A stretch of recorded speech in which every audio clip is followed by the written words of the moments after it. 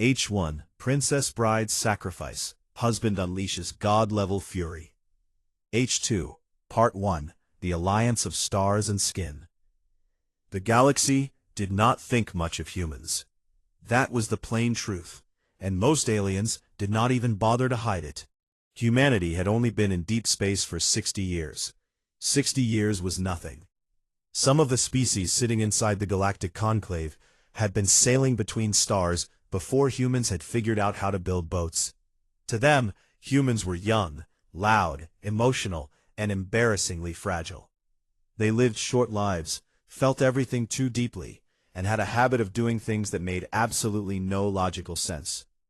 The Galactic Conclave was a council of 18 spacefaring species. It made the rules of civilized space. It decided who got to expand, who got to trade, and who got to sit at the table. Humanity held the smallest seat at that table. They were tolerated, not respected, invited, not welcomed. And everyone at that table knew the difference. Cole Harmon knew it too. He was 34 years old, with dark hair cut close to his head, quiet brown eyes, and the kind of stillness that made people uncomfortable without knowing why.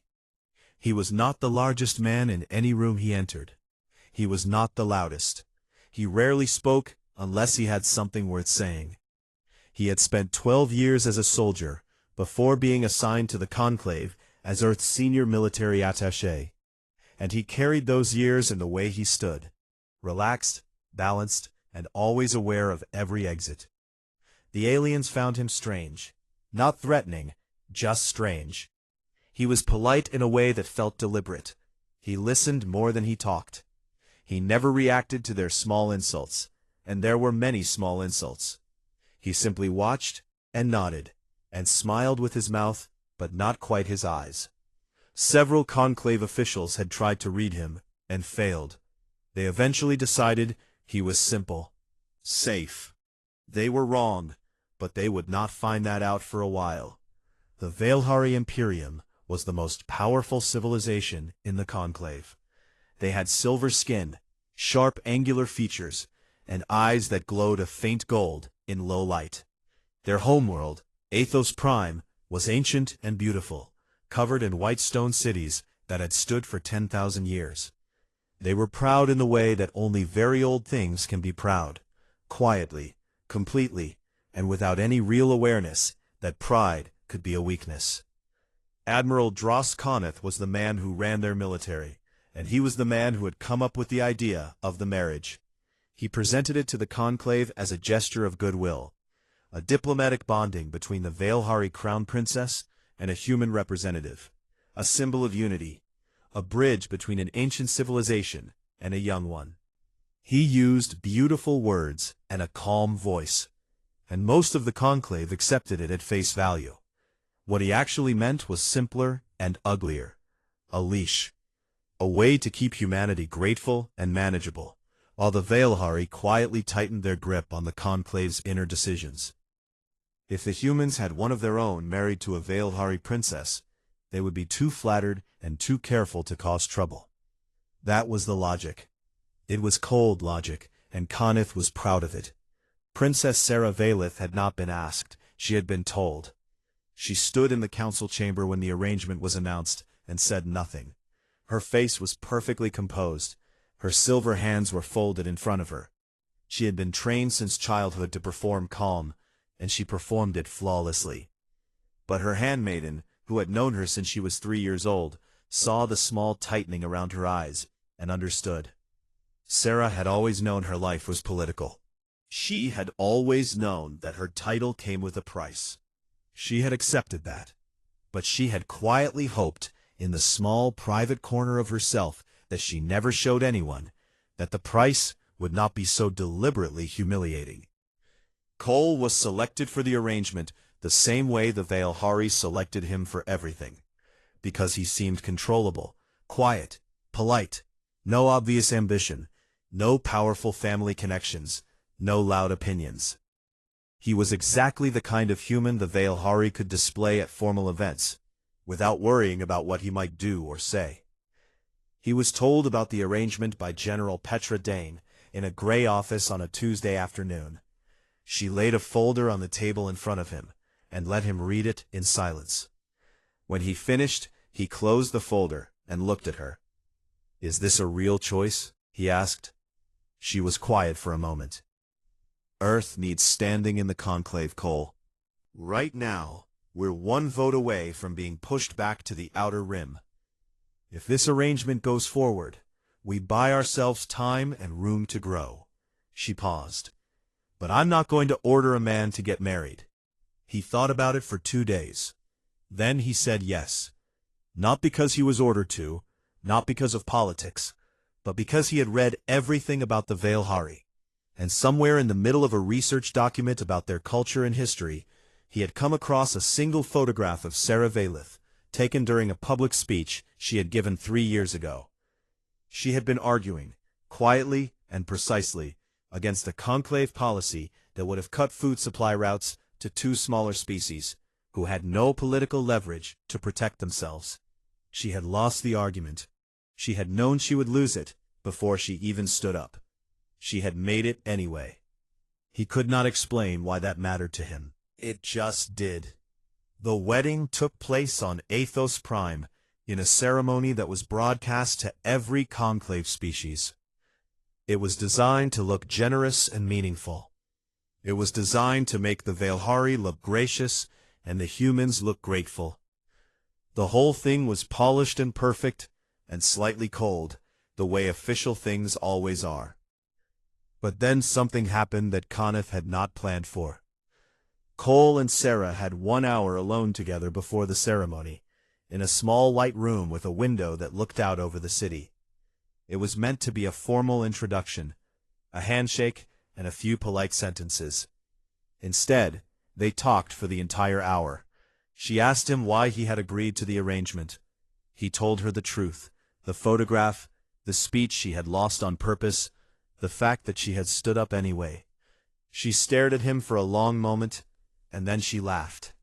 Not a polite laugh, surprised and quiet and genuine. "No one has ever told me that," she said. "It's the most interesting thing I know about this whole situation," he said. She looked at him the way she had looked at that council chamber 3 years ago, like she was seeing something clearly and deciding it was worth standing up for. After the ceremony, after the lights and the broadcasts and the formal banquets, they were left alone in the residence assigned to them on Athos Prime. They sat at a table with a pot of something warm and talked until the white city outside went dark. She told him about her world. He told her about his. She was careful at first, measured, diplomatic. Then she stopped being careful. He listened to every word. By the end of the 3rd week, she was sharing things with him that she had never shared with anyone. Not secrets of state, not yet. Just herself. The real version, not the performed one. By the end of the 2nd month, they both knew it had become something that neither of them had expected, and neither of them could undo. On their last quiet night, before the politics came crashing in, she looked at him across the table and said very softly, "They don't know what you are, Cole. None of them do. And I pray they never give you a reason to show them." He smiled at her. It was the smile that reached his eyes. "Let's hope they're smart enough," he said. Princess Bride's Sacrifice. Husband unleashes God-level fury. Part 2. The Weight of a Crown in the Dark. 6 months after the wedding, the Galactic Conclave started getting nervous. It happened slowly at first, the way most dangerous things do. A report here, a set of numbers there, a quiet conversation between 2 senior delegates that ended with one of them saying, "That should not be possible." Then another conversation, then another report. And slowly, across the council chambers and private meeting rooms of 18 civilizations, a single uncomfortable fact began to take shape. Humans were advancing too fast. In the 6 months since the diplomatic marriage, Earth's colonies had expanded to 3 new systems. Human engineers had taken apart a piece of Veilhari communication technology, given to them as a ceremonial gift, never meant to be studied, and rebuilt it in 11 days. Rebuilt it, and then made it 30% more efficient. Human soldiers stationed at joint training posts were outperforming alien veterans who had 40 years of experience. Human doctors were solving medical problems that had stumped Conclave researchers for decades, not through superior equipment, but through an almost reckless willingness to try things that had never been tried before. None of it was illegal. None of it was aggressive. Humans were just doing what humans did, working, building, learning, pushing, refusing to accept that something could not be done. But to a conclave that had spent 60 years comfortably thinking of humanity as a minor and manageable species, it felt like watching a small fire suddenly realize it was allowed to grow. 3 conclave members formally petitioned to have Earth's expansion rights reviewed. 2 others proposed a temporary restriction on the transfer of technology to human colonies.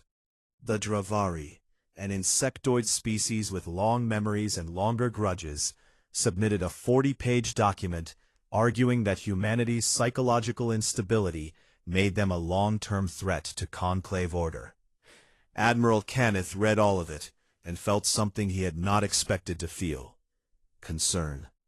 Not about the conclave's reaction. That was manageable. What concerned him was the marriage, specifically what the marriage had become. He had designed it as a leash, a political prop, a way to keep one polite and grateful human close to a Veilhari princess, who would always, in the end, serve the Veilhari agenda. He had never once considered the possibility that Sarah would actually choose the human, that she would look at Cole Harmon with his quiet eyes and his careful hands and his complete absence of ambition, and decide that he was worth being loyal to. But the reports from his intelligence officers were clear. Sarah was not performing the marriage, she was living it. She had stopped attending several Veilhari council briefings because they conflicted with time she spent with Cole. She had written 2 private letters to Earth's diplomatic office, letters that Conneth had intercepted and read with growing cold fury, arguing for expanded human rights within the conclave. She had even, on one recorded occasion, corrected a senior Veilhari official in a public meeting when he made a dismissive comment about human intelligence. A princess loyal to a human was a princess Conneth could not use, and a princess he could not use was a problem. He brought it to the Veilhari High Council in a private session that was not recorded and not officially acknowledged. He presented his case carefully. The marriage had failed its purpose. Sarah had been compromised by emotional attachment. The arrangement needed to be ended, the princess recalled, and the human quietly removed from the situation before he became a complication. They always agreed with Conneth. He had made himself the kind of man that councils agreed with. The plan was clean. Cole would be assigned to a border patrol mission near the Outer Rim. Dangerous territory, frequent accidents, the kind of place where a human military attaché could be reported as killed in a skirmish without anyone asking too many questions. Sarah would be recalled to Athos Prime for personal and political reasons. The marriage would be annulled on the grounds of diplomatic irreconcilability, and the whole episode would be quietly filed away and forgotten. Sarah found out on a Tuesday. Her handmaiden, a small and fiercely loyal woman named Vale, who had been with her since childhood, had a contact inside the council's administrative office.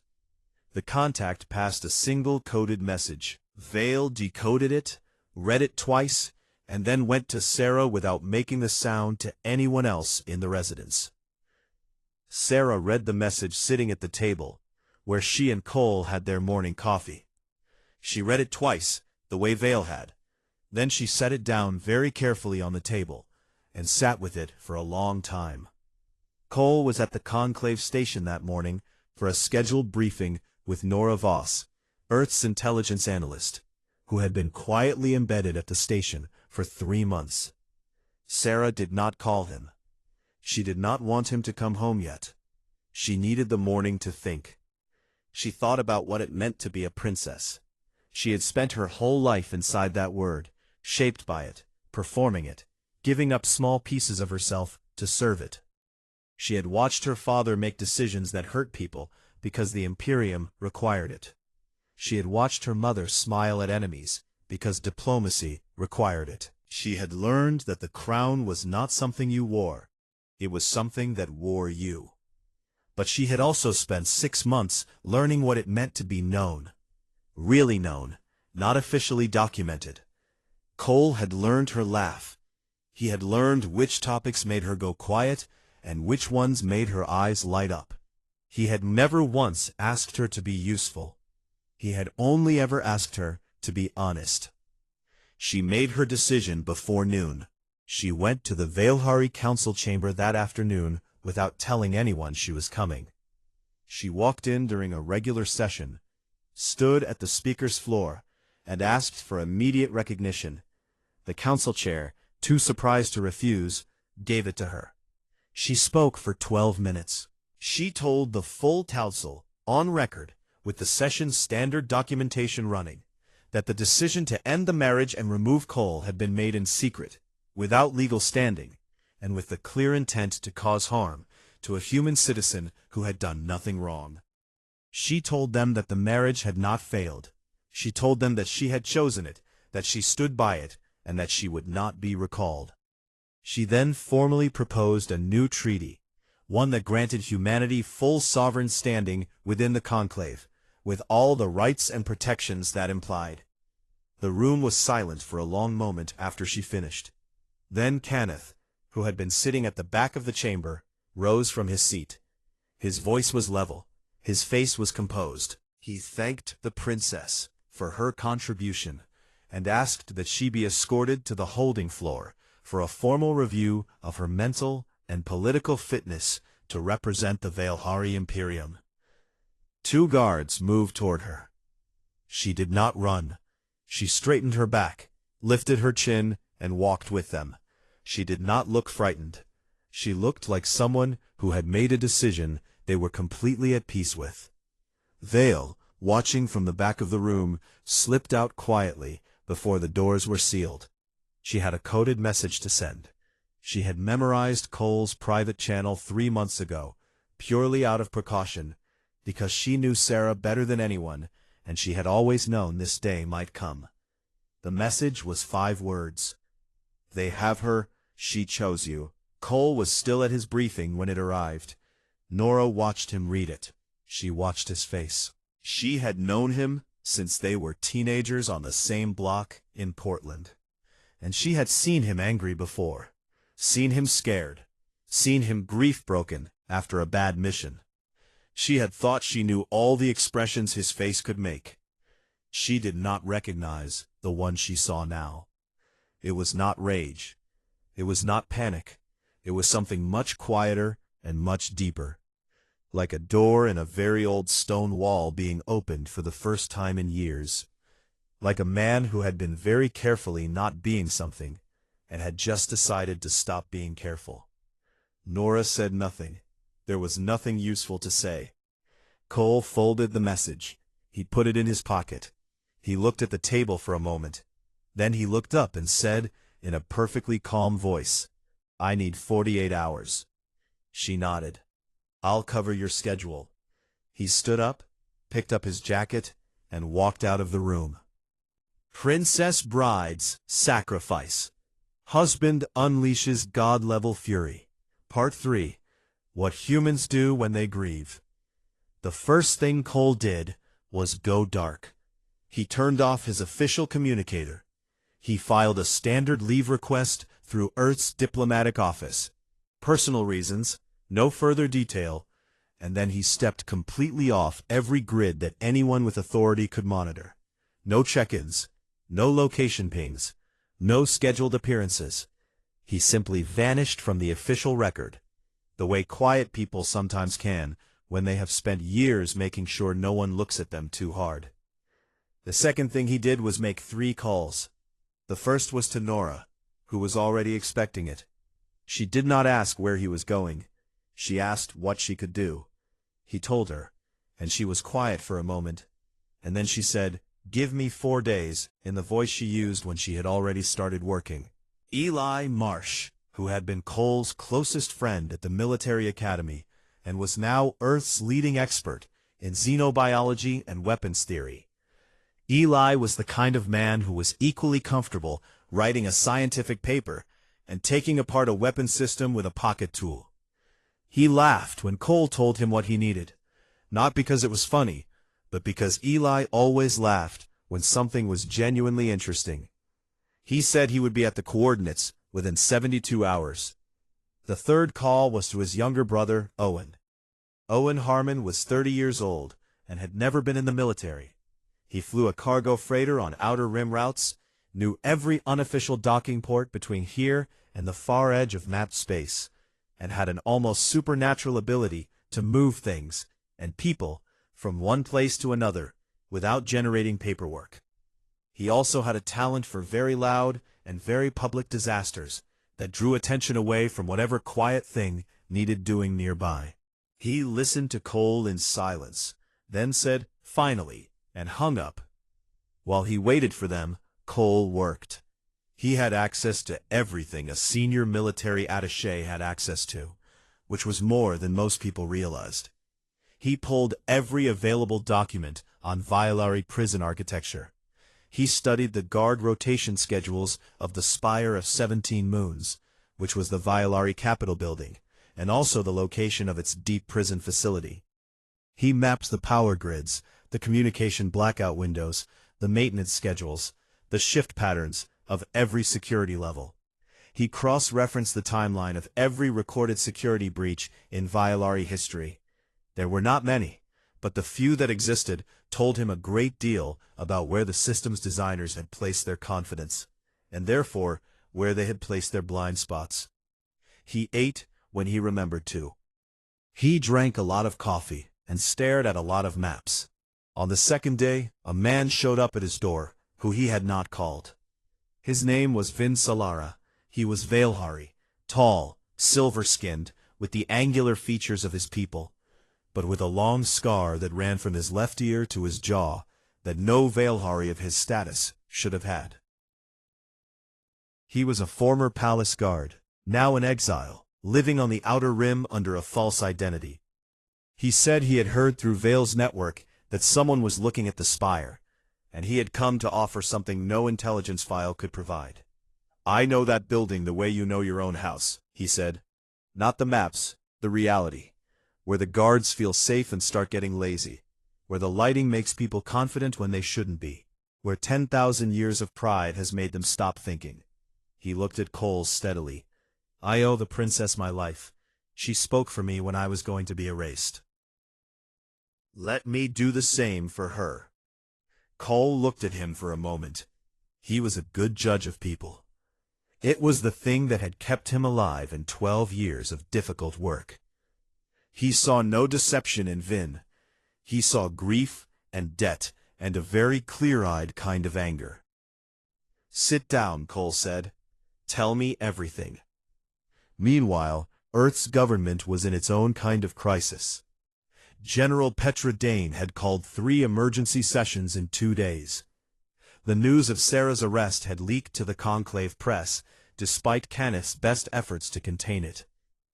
And the political fallout was spreading fast.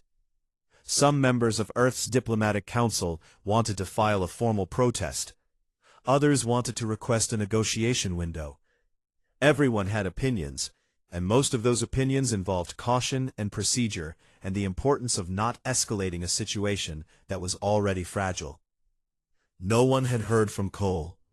That in itself told Petra something.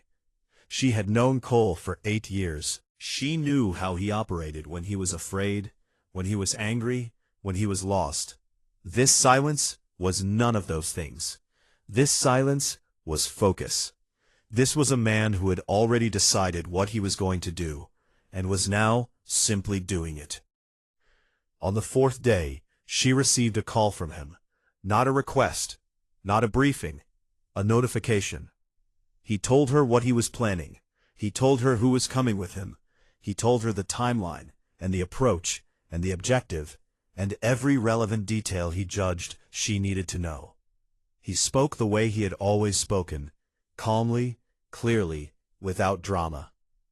When he finished, she was quiet for a long time. Outside her window, Earth turned slowly in the dark.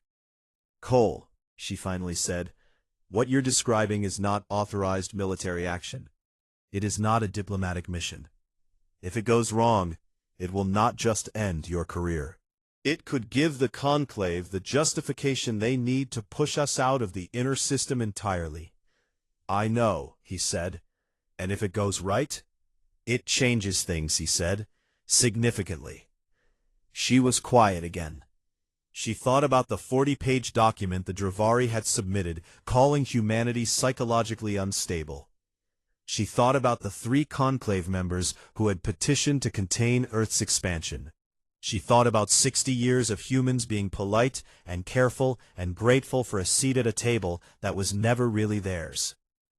Then she thought about a man who had been selected for a political marriage because everyone agreed he was easy to manage, and what that man was now quietly preparing to do, with absolutely no authorization and no backup plan and no particular concern for what it would cost him personally.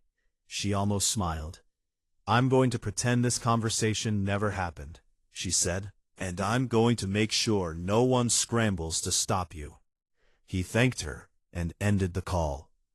By the 5th day, the team was assembled on a decommissioned cargo freighter, with no registration markings, no active transponder, and a weapons cache in the lower hold that Eli had put together with the focus of a man who genuinely enjoyed his work.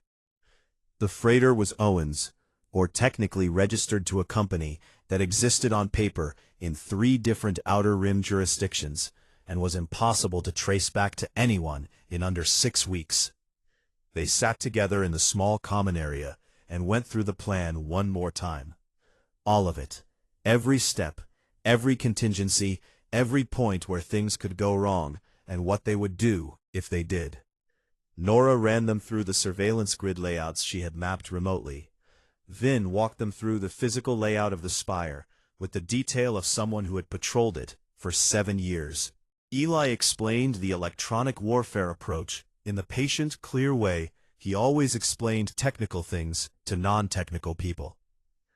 Owen said almost nothing, which was unusual for Owen, but his eyes were sharp and present. Cole listened to all of it, asked precise questions, added 3 small adjustments to the timing that made Vin pause and then nod slowly, acknowledging that they were better. When they were done, everyone was quiet for a moment, in the way that people get quiet when a plan feels real.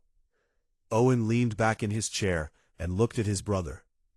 "She's going to be okay," he said. It was not a question. It was something else. The kind of thing younger brothers say when they want to make something true, by saying it out loud. "Yes," Cole said. He stood and went to the viewport. Veilhari space spread out ahead of them, vast and silver-lit and ancient, and very, very confident in its own permanence. He stood there a while and did not say anything. Then he said, without turning around, "She gave up everything for me. A title she was born into, a world she belonged to, a future that was safe, even if it was cold. She walked into that room alone, knowing exactly what they would do to her, and she did it anyway." He paused. "Let's go remind them what that costs." Nobody said anything after that. H1, Princess Bride's Sacrifice. Husband unleashes God-level fury. H2, Part 4, The Fury That Has No Name. P. They came in quiet. No guns blazing.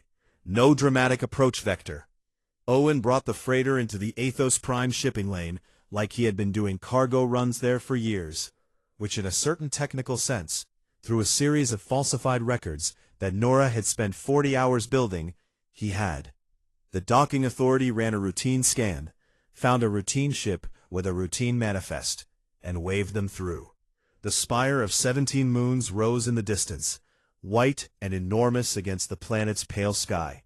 10,000 years of Veilhari pride carved into stone and light. P. Owen looked at it through the viewport and said, quietly, "Big place." "It has problems," Vin said. "I know all of them." P. They split at the docking bay. Owen stayed with the ship, his role coming later. The rest moved through the city on foot, dressed in nondescript outer rim worker clothing that nobody looked at twice. Vin led them through back streets and service passages that existed in no official map, but which he had walked hundreds of times during his years as a palace guard. Athos Prime was a city that had not changed significantly in 3,000 years. It trusted its own permanence. It did not expect to be entered by people who had studied its patterns. Eli was running the electronic side from a portable unit he carried in a bag that looked like ordinary equipment. He had been quietly mapping the Spire's surveillance grid from orbit for 2 days before they landed. Now, as they moved closer, he began switching off sensor relays one at a time, not shutting them down in a way that would trigger an alert, but cycling them through a brief maintenance reboot, 30 seconds each, just long enough for a person to move through the space without being recorded. It was slow, precise work. He did it the way he did everything, methodically, without hurry, with the faint expression of someone solving a puzzle they find genuinely enjoyable. "Clear for 30 seconds, he said quietly through the earpiece. "Sector 7, side entrance." Cole moved. He was through the entrance and into the service corridor before the sensor came back online. Vin followed. Nora hung back at the outer edge, connected to every feed Eli was pulling, and simultaneously starting the secondary task she had been preparing for days. The package of leaked footage, council session recordings, and documented evidence of Sarah's illegal arrest, loaded and ready to push to every conclave news relay in the sector the moment Cole gave the word. Inside the spire, it was exactly as Vin had described. The public levels were polished and bright and heavily staffed. The administrative levels below that were busier and more serious. But as you went deeper, as you moved toward the lower floors that never appeared on official building schematics, the guards started feeling what Vin had called the weight of permanence. They had stood at these posts for years. Nothing had ever happened here. Nothing was ever going to happen here. The Veilhari Imperium did not get broken into. It simply did not. That confidence made them slow. Cole and Vin moved through 4 security levels in 40 minutes.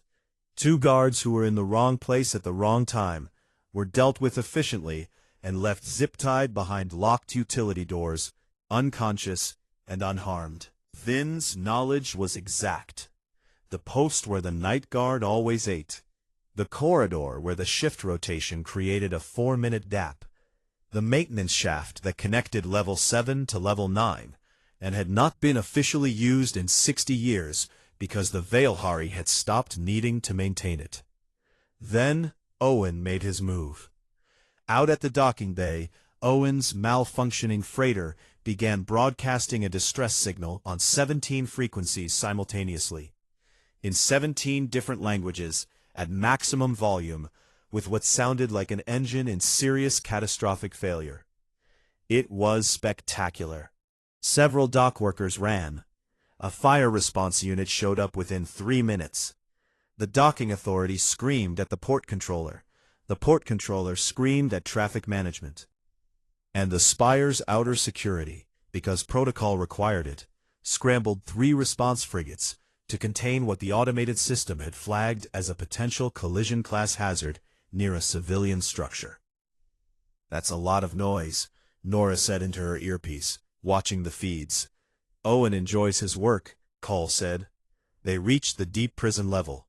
It was the most heavily guarded part of the building. 4 elite Veilhari soldiers standing at the final corridor, each one close to 8 feet tall in ceremonial battle armor that had been designed to stop the kind of weapons that could punch through the hull plating of a small ship. They were not the sleepy guards from the upper levels. They were sharp, experienced, and they had been specifically told that the prisoner on this floor was a high-value political detainee. Cole looked at them from the corner of the junction. He was quiet for a moment. "Vin," he said, "get back to Nora. Tell her 30 minutes. Vin looked at him. He had been a soldier for 20 years. He recognized the way Cole was standing, balanced, settled, completely at ease, in a way that was not the ease of someone who is not afraid, but the ease of someone who has moved past the point where fear changes anything. He put his hand briefly on Cole's shoulder. Then he went. What happened in that corridor was not graceful. Cole had no illusions about what he was walking into. 4 elite soldiers, armored, armed, in a closed space with no cover and no room to be clever. He did not try to be clever. He moved fast, stayed close where their weapons were least effective, and made every second count. He took hits that would have ended a fight for almost anyone else. A blow that cracked 2 of his ribs, a weapon discharge that burned his left arm from elbow to shoulder. He went down twice. Both times he got back up. The last soldier standing, a veteran who had fought in 3 actual wars and had never once been knocked down in combat, stared at the battered human rising from the floor for the second time, bleeding from 3 separate places, left arm hanging wrong, still moving forward with that same quiet and unhurried focus he'd had from the beginning. The soldier said something in Valhari that Cole did not speak fluently, but the translator in his earpiece rendered it in a shaking voice. "What are you?" Cole did not answer. He walked past him. He found the cell at the end of the corridor. It was a plain room behind a locked door, no window, no furniture except a low platform, a single overhead light. The door had a numerical override panel. Cole typed in the code that Vin had given him, and the door opened. She looked up when the light from the corridor reached her, and for a moment she just looked at him.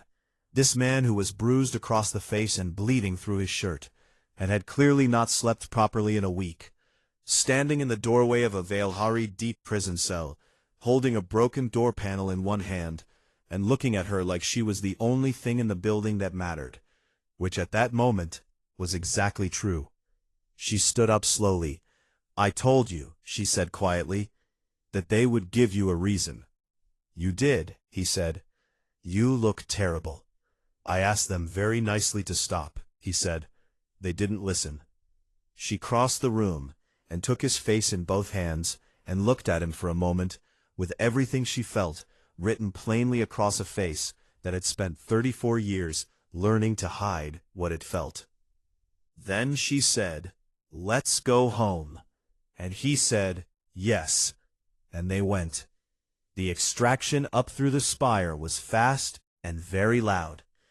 Nora pushed the leaked package the moment Cole confirmed they had Sarah, and it hit every conclave news relay in the sector simultaneously. The secret council vote, the illegal arrest, the deliberate dismantling of a legitimate diplomatic treaty, all of it documented and verified, and spreading to every inhabited world in range before a single Vihari communications officer could begin the process of trying to contain it. They were 4 floors from the docking level, when Admiral Coneth was waiting for them.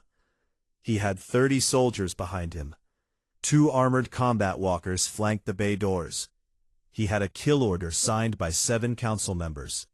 He stood in the center of the floor, with his hands behind his back, and the expression of a man who was absolutely certain he was still in control of the situation. It was a good speech, as speeches from powerful old men go, full of words about law and civilization, and the arrogance of lesser species who did not understand their place in a galaxy ordered by thousands of years of careful wisdom.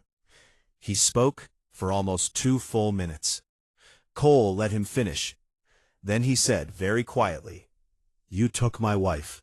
You stripped her title. You put her in a room in the dark and called it justice." He looked at the 30 soldiers. His voice did not rise. "I didn't come here for a war. I came here for her. But if you make me choose between going through you and leaving without her, I want you to understand very clearly what I'm going to choose." Coneth gave the order. What followed lasted less than 4 minutes. Later, in the formal review, the Conclave's incident assessment team would spend 3 weeks trying to describe it accurately, and eventually settle on the clinical phrase, overwhelming force disparity, demonstrating non-standard human combat parameters, which was the most diplomatic way they could find to say that one injured man and 4 companions had walked through 30 elite soldiers and 2 armored walkers, and come out the other side, and the 30 soldiers had not. The walkers were offline. The soldiers were alive, uniformly, because Cole had made it a point, and it was clearly a deliberate and considered point, not to kill any of them, despite having every opportunity and every justification. They were simply no longer able to continue. The armored bay doors had been removed from their hinges.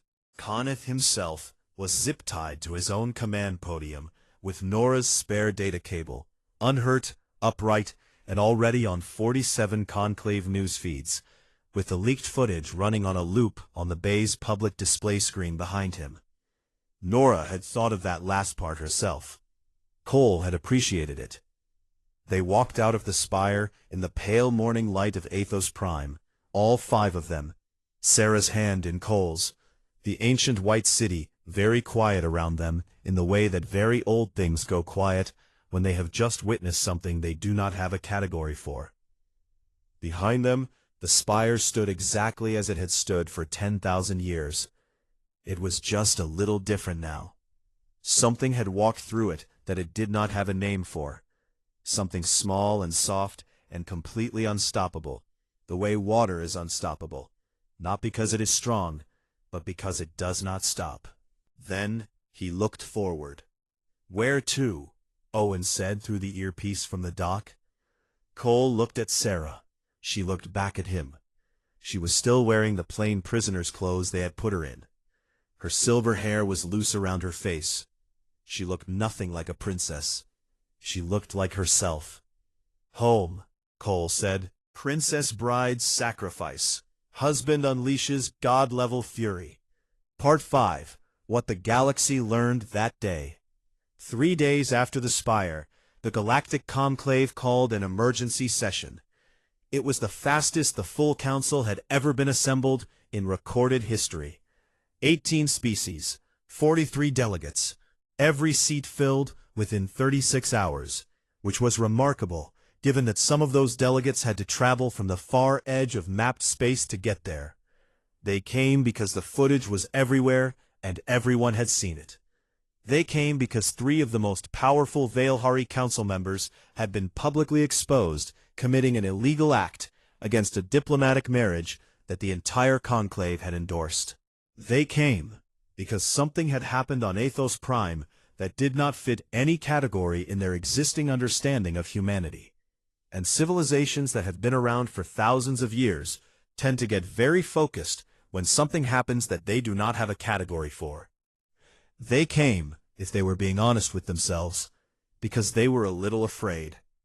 The Veilhari High Council arrived in a formation that was tight and defensive, and noticeably missing Admiral Conniff, who had been suspended from his position pending a formal review that everyone agreed was going to end his career and possibly his freedom. The Veilhari delegates sat down without making eye contact with anyone, which for a species that prided itself on composure, was the equivalent of arriving in visible pieces. General Petra Dane walked in last, with Cole and Sarah behind her. Sarah was wearing Earth-made clothing, simple, dark, well-fitted, because she no longer had a Veilhari wardrobe to draw from, and she had declined the offer of a ceremonial outfit that one of Earth's diplomatic aides had nervously suggested might soften the optics. She looked calm. She looked clear-eyed. She looked like a woman who had sat alone in a dark room for days and had come out the other side knowing exactly who she was. Cole looked like a man who had recently been in a fight, because he had. The burns on his left arm were still bandaged. There was a bruise along his jaw that had faded to yellow-green. He walked without any sign of stiffness, even though 3 of his ribs were wrapped tight under his shirt, because he had decided before entering the room that he was not going to walk like someone who was hurt. He sat down in the gallery, not at the main floor, not among the delegates, just in the gallery, in a plain seat, in a plain jacket, and he folded his hands and waited. Several delegates looked at him. Then they looked away. General Dane spoke first. She did not make a speech. She was not a speech kind of person. She laid out facts in sequence, the way a person lays out evidence at a trial, the documented secret vote, the illegal arrest, the falsified mission orders intended to remove Cole, the full timeline from the first planning meeting to the moment the deep prison cell door was opened. She cited sources. She referenced timestamps. She was precise and she was brief, and she left no room for interpretation. When she sat down, Sarah stood up. She spoke for 22 minutes. She had no notes. She did not need them.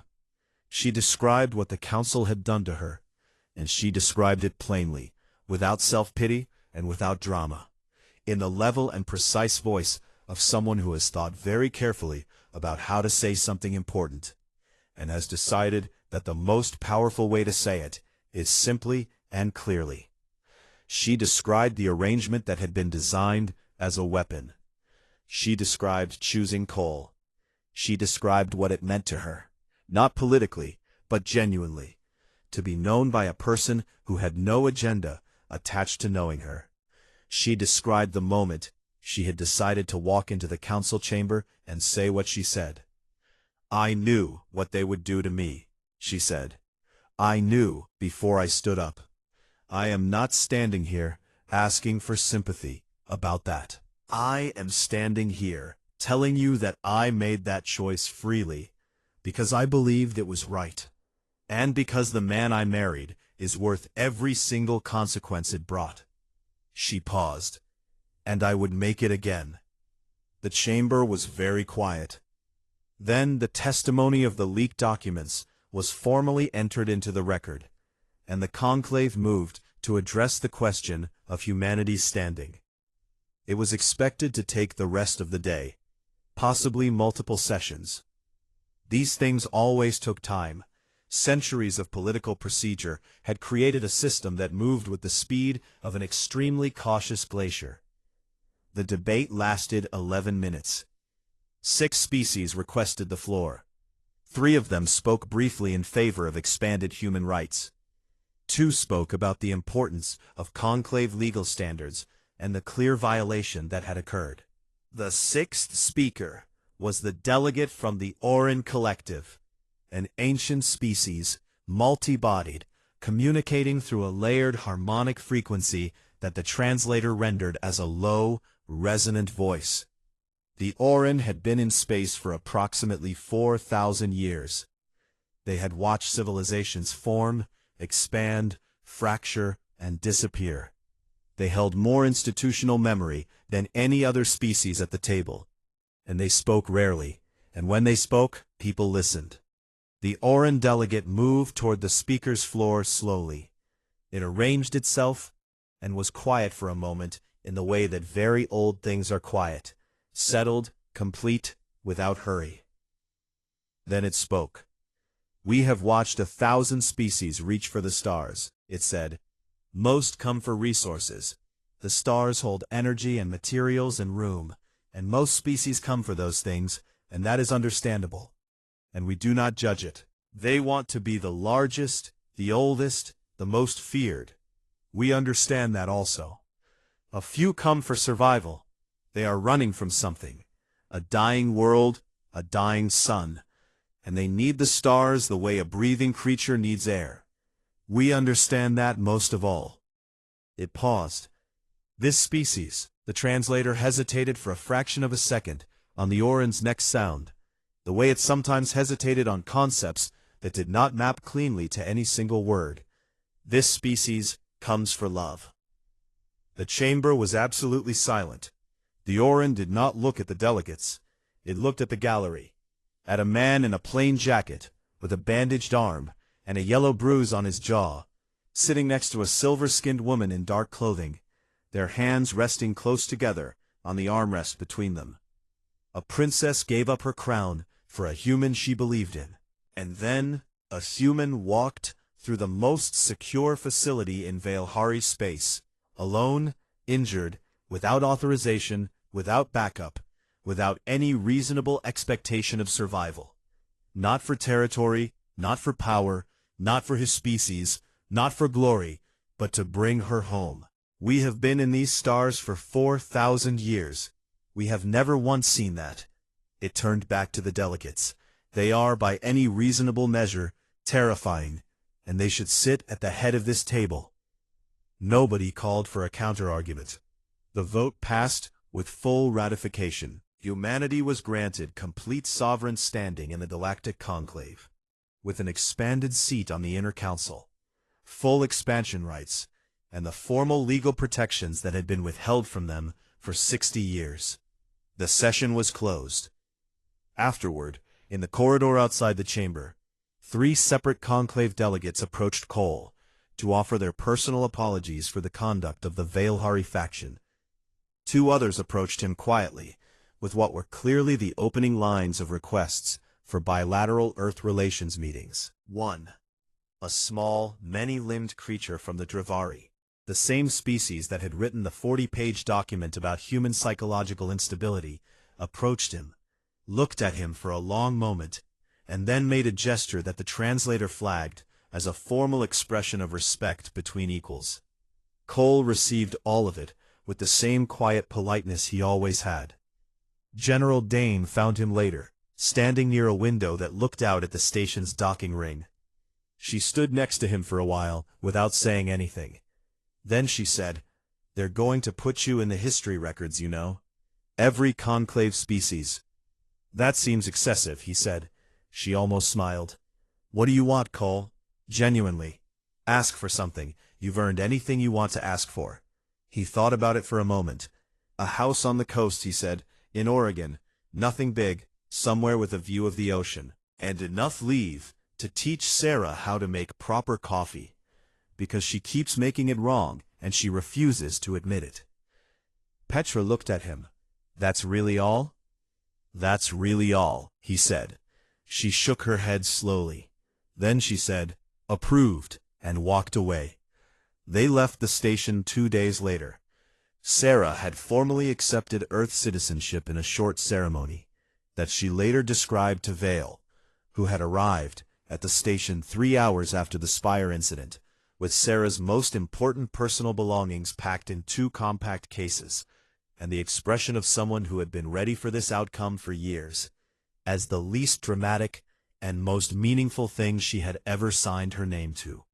The house in Oregon was small and white, sitting on a cliff above the Pacific. It had a porch that faced west and caught the wind off the water in the mornings.